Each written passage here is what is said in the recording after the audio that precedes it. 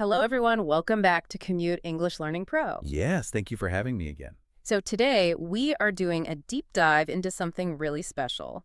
We are looking at how you, the listener, can actually become completely fluent in English or any language. Right.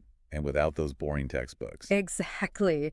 We have some amazing sources today. We are looking at videos from huge YouTube teachers, websites for fast online courses, and even some real science about how your memory works. It is a really interesting mix of information. We are seeing a huge change in how people learn today. Yeah, completely. Okay, let's unpack this. Our mission today is to find the modern rulebook for learning. We want to see how internet stars teach millions of people how to make new words stay in your brain forever, and how computer AI is changing the way we practice talking. It really is a totally new world. And the best place to start is to look at how big these online teachers actually are. I mean, the numbers are just crazy. Oh, they are huge. Like, let's talk about Lucy Bella Simpkins. She runs a channel called English with Lucy. Right, I know her. Yeah, she teaches British English, and she doesn't just have a small class. She has over 13 million followers. Wow, 13 million. 13 million, and almost 600 million views. She built a massive business with 15 people working for her. That is just wild. Right. Think about a normal schoolroom with like 30 chairs and a teacher. Yeah. This is so different. It is a digital school for the whole world. But people do not follow her just because they love learning grammar rules. Yeah. There is a bigger reason. They learn because they really need to. Yeah, exactly. That brings us to another person in our sources, Marina Mogilko.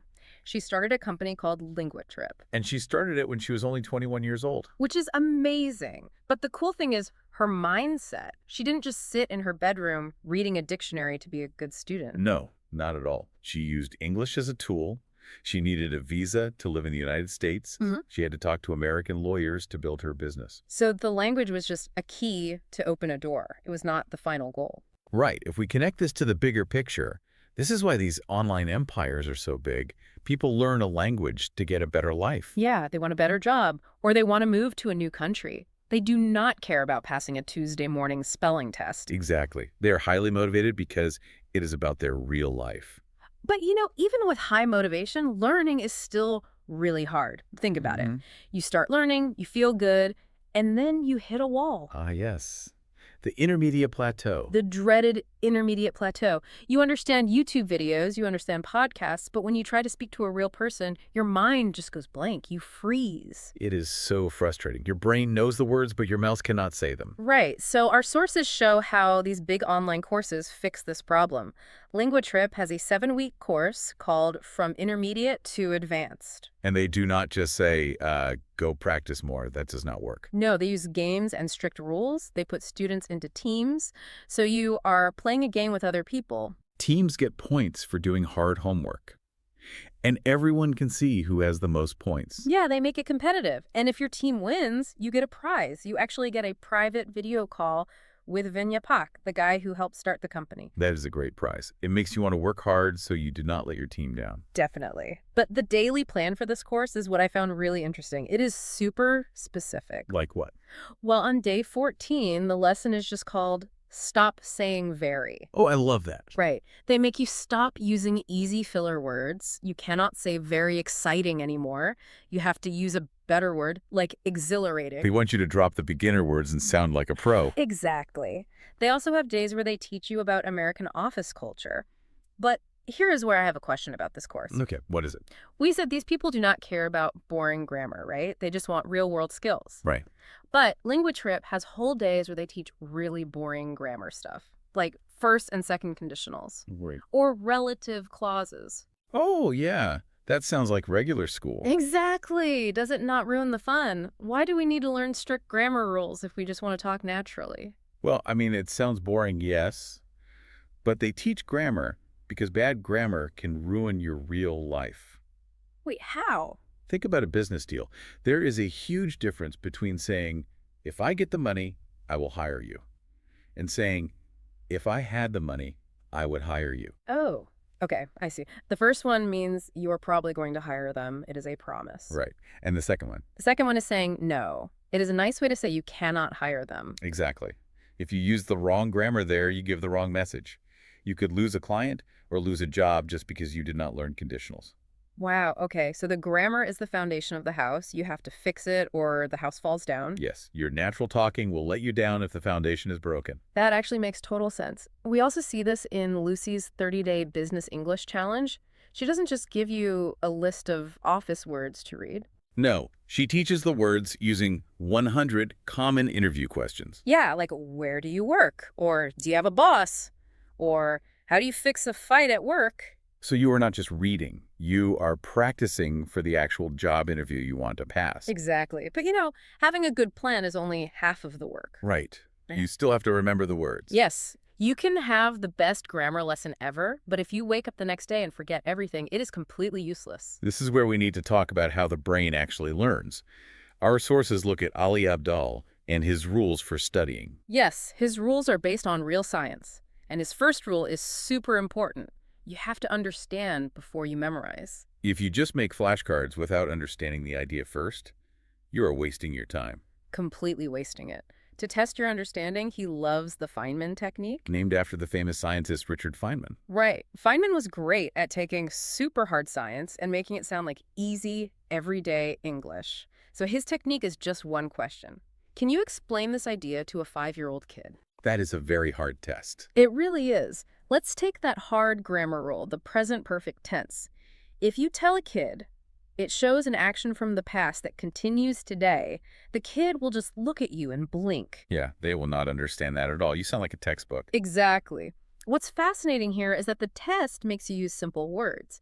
You might tell the kid, it means something you did before, but it still matters right now. Oh, that is much better. Yeah, you could say, I have lost my keys, I lost them before, but it is a big problem right now because we cannot start the car.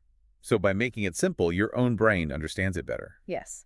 But even after you understand it, your brain is built to forget things. It happens to everyone.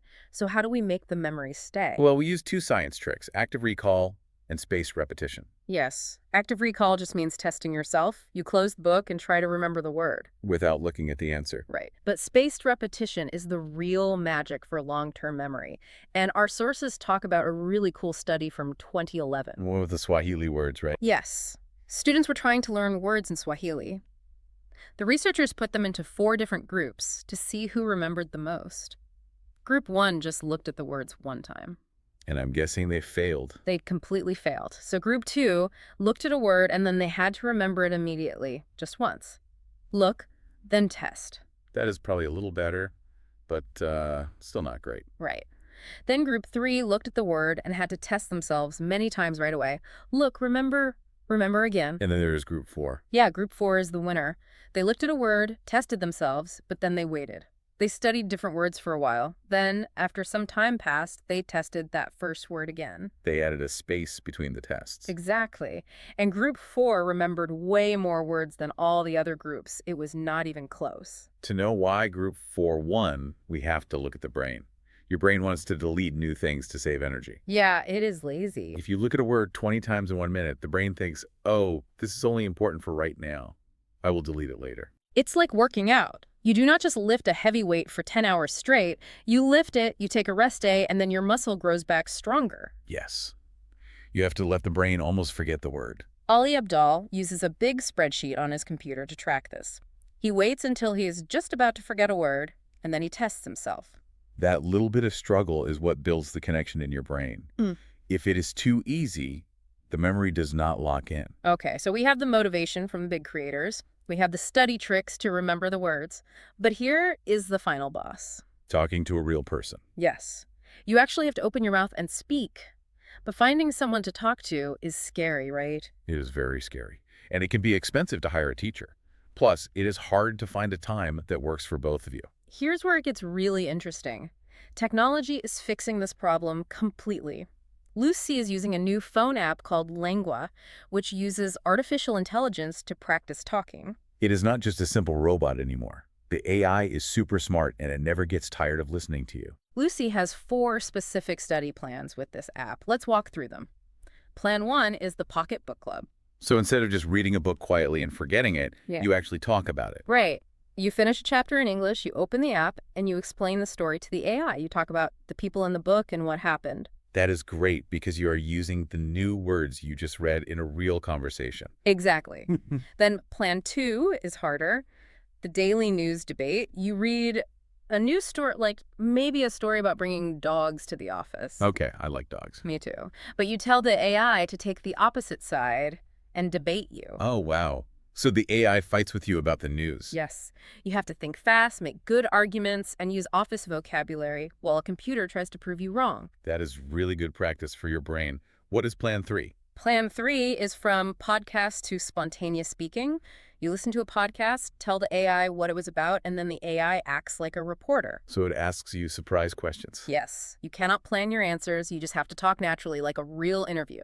That is perfect for getting ready for real life. And finally, plan 4 is just everyday casual chatting. You just say, hey, ask me about my weekend. But you can give the AI special rules. Like what Calder rules? You can say, only use street slang today.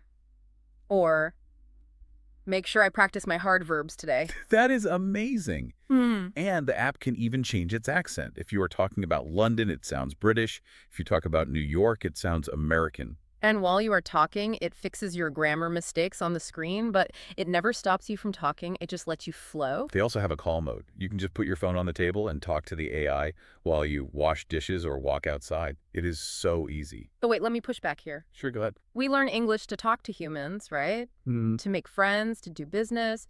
Doesn't talking to a computer in your kitchen feel, well, a little sad? Lonely, you mean? Yeah, lonely. Is it really a good trade for a real human friend? This raises an important question. It is normal to worry about feeling lonely, but the AI is not supposed to replace your human friends. It is a training camp for your real life. A training camp. How does that work? When you try to talk to a real person in English, you get really nervous. Your heart beats fast. You're terrified of sounding silly. Oh, yeah, totally. You worry about your accent. You think they are judging your bad grammar. Right, so your brain is panicking, which makes it impossible to remember your vocabulary. So the AI fixes that panic. Yes, the AI removes the fear. A computer will never judge you. You can make 100 mistakes, you can stutter, and the AI will never roll its eyes or laugh at you. Oh, I see. It is a completely safe space. Exactly. You build your confidence with the robot. So later, when you sit down with a real person, you are not scared anymore. You can just focus on making a connection with them. Wow, that totally changes how I see it. It is like practicing baseball in a batting cage before you play in the real game. Yes, the AI takes away the anxiety so your true self can shine through. This has been such a huge and helpful deep dive. We started by seeing how big online teachers use English as a tool for a better life, not just for a test. And we saw how fun games and rules can help you fix your bad grammar habits. Yeah, we learned about the science of the brain. You have to explain things simply to understand them and use spaced repetition so you never forget. And finally, we saw how AI gives you a safe, zero-stress place to practice talking until you are completely confident. So what does this all mean? For you, listening right now on your commute, the biggest lesson is that you can use these rules to learn anything. Music, computer coding, or a new language. Understand the ideas, space out your practice, use tools to stop being scared, and make sure it matters to your real life. Those are the keys to mastering any skill. But I want to leave you with one final kind of crazy thought. Okay, lay on us. We just talked about how smart this AI is. It can debate the news, it can fix our grammar instantly, and it sounds perfectly human. If computers are already this good at talking, how long until we just use AI to do all our talking for us? Wait, really? Like, we won't even try to speak? Maybe. Will learning a language become totally useless? Or, in a future full of perfect robots, will a real, messy human conversation be the most special thing in the world? Wow, that is definitely something to think about while you study today. Thank you so much for joining us, and we will